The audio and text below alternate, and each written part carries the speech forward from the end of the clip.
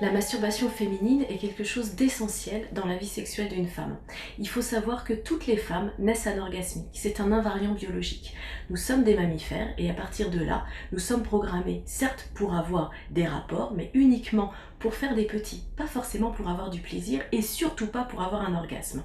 Donc nous, en tant qu'êtres humains, on a ce qu'on appelle la fonction érotique. C'est ce qui va nous différencier des espèces animales.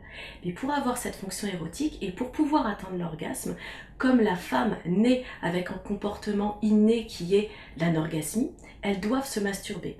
Généralement, on commence à explorer son corps et du coup à se masturber au moment de l'adolescence. Si cela n'a pas été fait, on peut tout à fait le faire après. C'est-à-dire que ce n'est pas parce qu'on ne s'est pas masturbé au moment de l'adolescence et que nous n'avons pas d'orgasme qu'imaginons qu'à 40 ans, nous ne pouvons pas en avoir.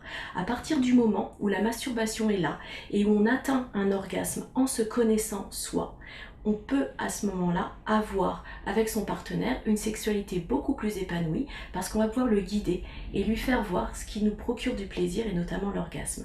Donc effectivement, chez les hommes, la masturbation c'est quelque chose qui est absolument pas tabou.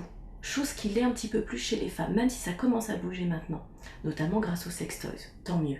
Donc surtout, il ne faut absolument pas culpabiliser sur le fait de se masturber et se dire que plus on va se masturber et mieux on va se connaître, plus on aura une vie sexuelle avec son partenaire épanouie.